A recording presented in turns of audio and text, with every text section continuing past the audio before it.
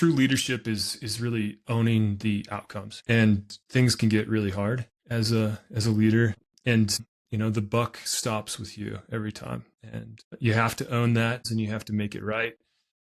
But especially when things get hard, that's definitely important. Welcome to the True Leadership Podcast, where we sit down with executive leaders to explore what leadership really means through the lens of their stories, their wins, their struggles, their vision, and their lessons along the way.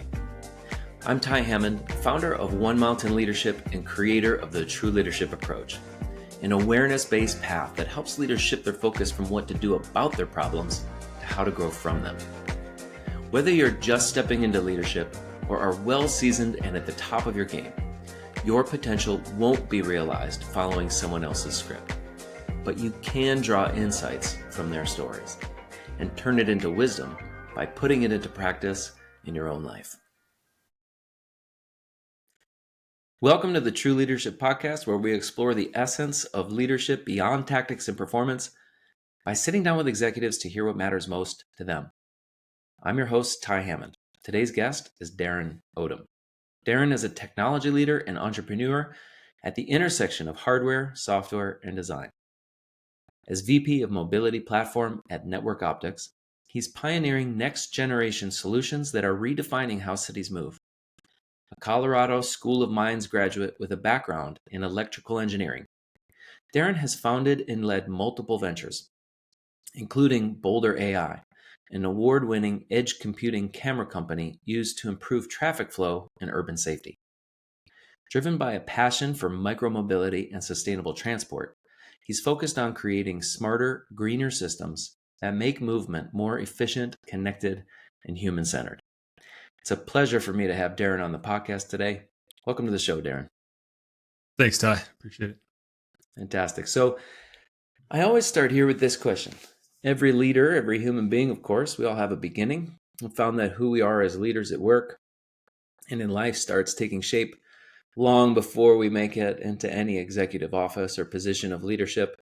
I'm curious, who's someone from your early life or an early experience that really shaped the kind of leader, the person that you are today? Wow, that's a great question. I think I've always been like a curious person and a curious kid, and I think it goes back, way back when I was, in sixth grade or so. I had this fantastic teacher. His name was Mr. Rusin. And Mr. Rusin was one of these science teachers that really got you engaged in the in experiments, and he made complex things really understandable. And I heard my classmates saying, like, I hate science class, I hate math class or whatever. But that teacher really galvanized science for me, and it changed the trajectory of my life from like from, I guess, a path that took more of a STEM path, and then that eventually led me to engineering, where I got an engineering degree. And I give a lot of credit to Mr. Rusin. He changed my life, and I think he's changed probably thousands of kids' lives, just the way that he approached his classroom. Well, that's incredible, and definitely a shout out to Mr. Rusin. I certainly hear that he had an influence on your career trajectory. I'm curious, is there a way in which his influence you feel like really informs how you show up as a leader? Yeah, I think care and curiosity. So it is just, it can unlock the way it unlocks the way that people can see you as a leader, and it can unlock just the ability to see the world in a different way. Making, especially now, we've got science is changing so quickly, and I think it's so important to be able to see the world in a kind of a childlike sense. I really love that. I hear a couple of really powerful influences from Mr. Rusin. One is, the nurturing of, getting somebody excited, bought in, right, through that curiosity and care into a process in which they actually feel engaged in that process. But then you also brought up the piece of, which I think is so much a part of leadership as well, is finding ways to make complex stuff understandable and simple and digestible. In a way, it sounds like that was one of his gifts too. Oh yeah, absolutely. I think there are a lot of ways that, a lot of tools that we have available these days. But, I'm thinking 40 years ago, it really took a special, a special individual to pull that out of kids. And I have a special place in my heart for him, for sure. Yes. Well, I'm curious, is Mr. Rusin still with us? Are we going to be able to send him the podcast? I hope so. I'll have to look him up after this and definitely send it to him. Or let's do that. Would be such a beautiful thing, I think, for him to be able to hear that. So hopefully we can share that with him here. Of course, in this podcast, we're exploring the essence of leadership, what I call true leadership, and of course, that's going to mean different things to different people. Curious, what does true leadership mean to you, and what makes a true leader in your eyes? well, I think true leadership is really owning the outcomes, and things can get really hard as a leader and as someone who's been through a lot of founding of companies and through the roller coaster of all of that, making payroll every couple of weeks. And actually before my startup, I was a consultant, landed multi-million-dollar projects, and the outcome, the buck stops with you every time. And you have to own that. And sometimes, you have to issue refunds and you have to make it right. But especially when things get hard, that's definitely important. I think also systems are really important to me. I think getting to an operational efficiency that shows that systems and processes and platforms can actually enable people to scale. And I used to have a co-founder. He would talk about how people are either scalable or they're not. And I really don't believe that. I think that people can learn anything. And it's really all about the ways that those systems are pitched. And I think leading that by an example that you use these systems on, as a leader yourself, and then you can show that that it works and that you can scale. And scale for any business is really, really important. Yeah, I definitely hear the modeling in that, which I think is absolutely fundamental. Showing, not just telling, right? The willingness to take up those systems, utilize those systems, rather than just expect everybody else to do it. I'm curious to pause for a minute around the own the outcome piece. Ownership, in my perspective, is extremely essential to leadership. I'm curious if you expound on that a little bit. What is owning the outcome? What does that mean? And like, what does ownership look like? Maybe there's a story in there, or I'm not exactly sure, but I'd like to hear a little bit more your perspective on ownership and owning the outcome. Yeah, absolutely. This is going to get a little bit difficult for me, but I'm willing to go a little bit deeper here. But my first startup was, I'd call it a failed success, and it gave me a lot of ways to own the outcome. So the consulting world is, you have many bosses. You have 12 at a time sometimes, and you're dithering in between projects. And a product company is a way different beast. You have the product development process. You have builders of those product items that become ultimately the thing that you sell. it's not your time that you're selling. And in pivoting to a product company, it's a complete change in mindset. You can't really serve two masters. You have to either be a product company or you have to be a services company, and you can't be both. And that, so there's a lot of lessons in there, but I think the big owning the outcome came with the merger and the sale of the company. And I've got to say, I'm not going to name any names, but it was a very, very difficult process. And my wife was also involved with the company. So it's a very different culture in the company that acquired us, and there are, I ended up carrying long-term financial responsibility that wasn't technically mine. It was in the merger that that they were to assume that debt. And, I chose integrity over resentment. And yeah, that still lives with me today. In fact, some of the debt still lives with me today. So it's tough. And the company that acquired us is still selling our products. They're still profiting from the hard work and effort that we put in. So that's tough. It's really tough. But owning that, we finish what we start, and even when others don't, it's really, really important. Well, I really appreciate you sharing that story. That's a sort of, hard situation where I just, in a conversation the other day, I had a similar conversation around, if you want to know somebody's values, look at their choices.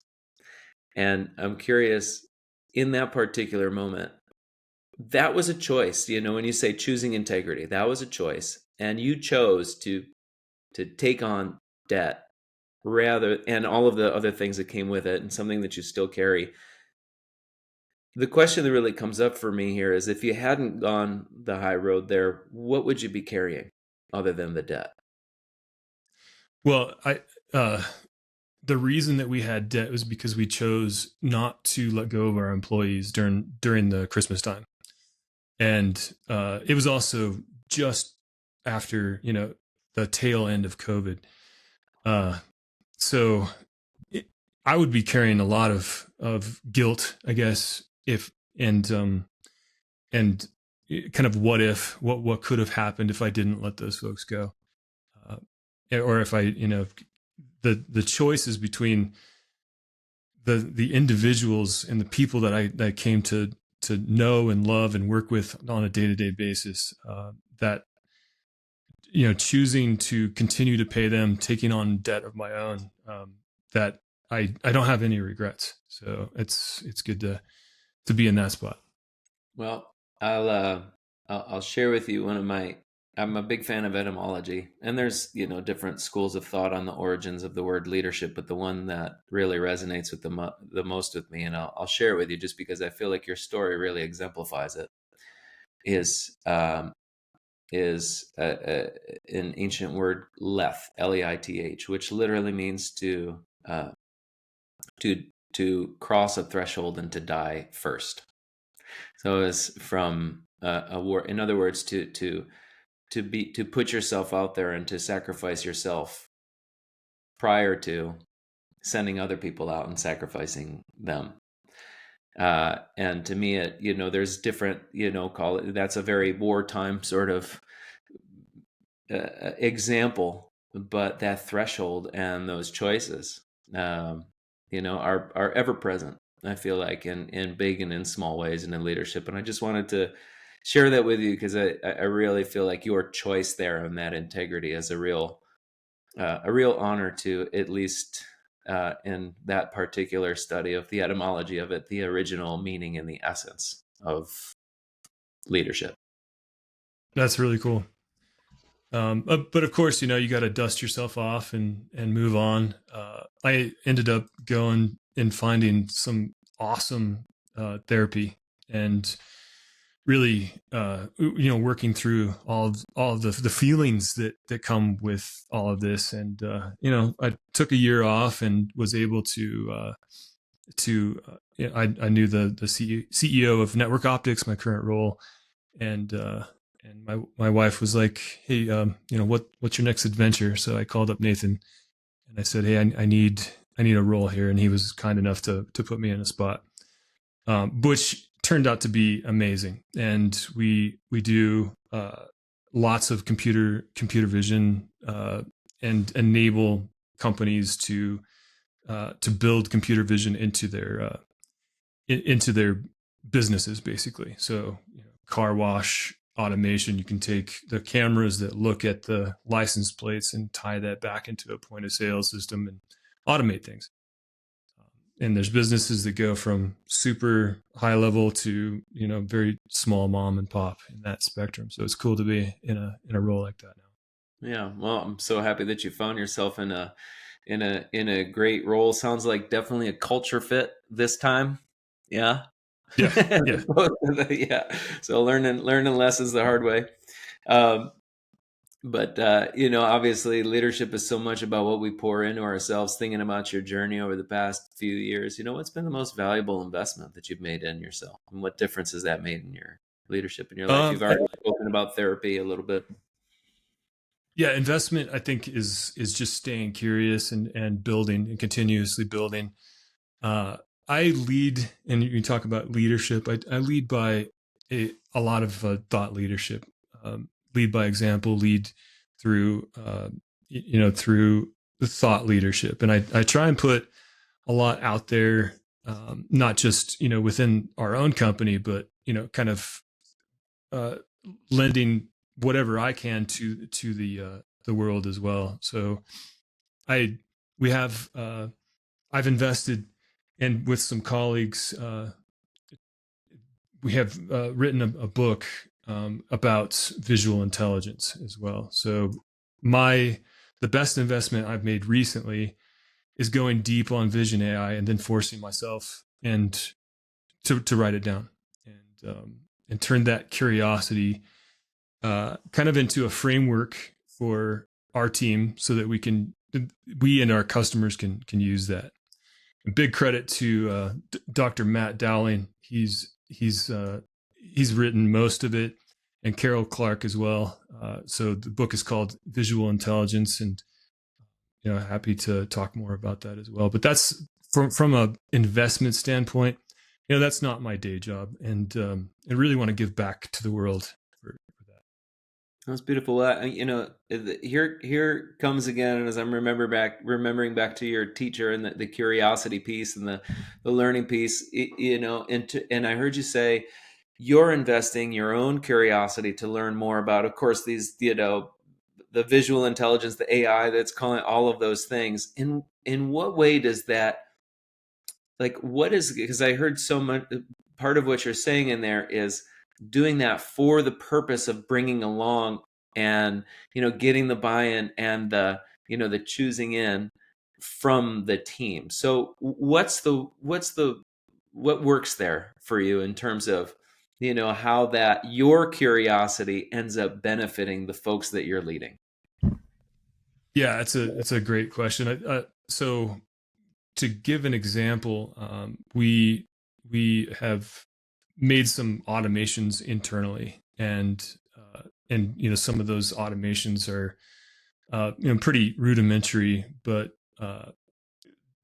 showing kind of the state of the art tools that are available. So we've developed some AI agent workflows to kind of process mundane workflows that really show the team, hey, you don't have to try and replace yourself with these AI tools. They're here to kind of up level your skills into something that's not mechanical anymore, but something that is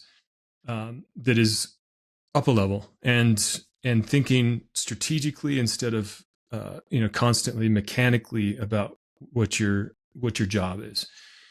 And so that's a kind of an abstract concept, but when you show the team this is how you do it on really boring workflows, now take that and imagine and build it for something bigger. So that's fun. Oh, I love that. It's what I really got the sense of here, and this is such a when you talk about strategy, and that's so much a big or vision and strategy and helping people see the big picture. It sounds like actually being able to see that would be such a valuable tool, even if it's just within a smaller context with the sheet and can sort of imagine the larger impact. Yeah, exactly. I think there's a lot of buzz around AI, and it's hard to know, like, what's real and what's going to be real in the next, 2, 3, 5 years from now. Well, It's moving so. I don't even know what's real right now.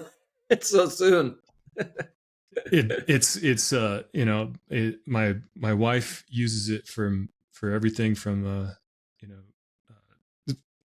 therapy with the kids to to she runs a restaurant, and how to best manage people and manage the workflows,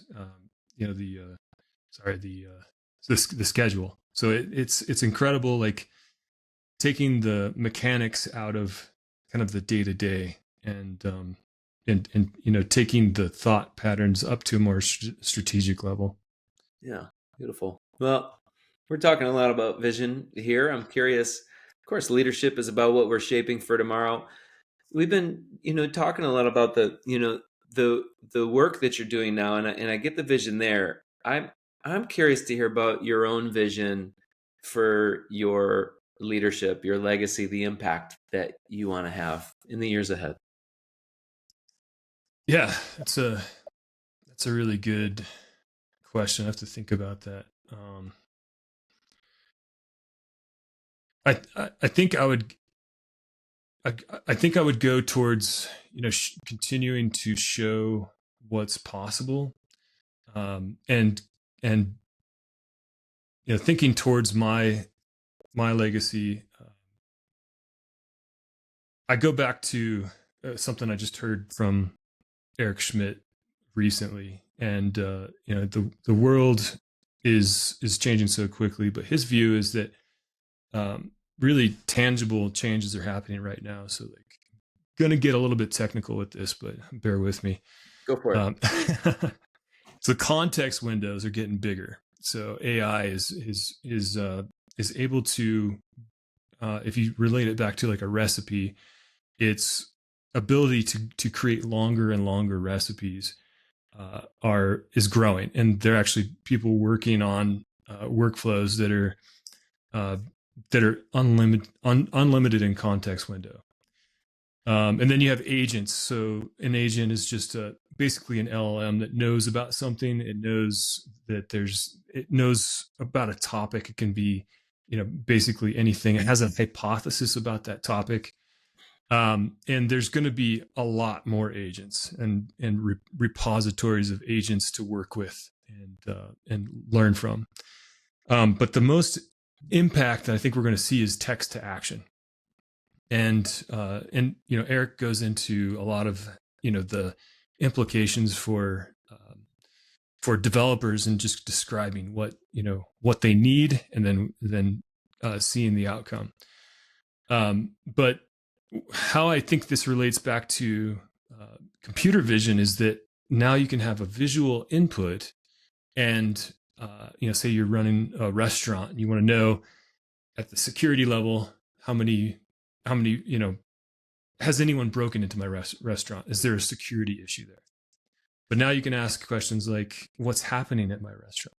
What are the workflows if I have a chain of restaurants? What are the current outliers in the workflows of all of my restaurants put together? And I want to see a dashboard for that. So I think my legacy is really industry facing. I want to continue to be a thought leader of vision AI, and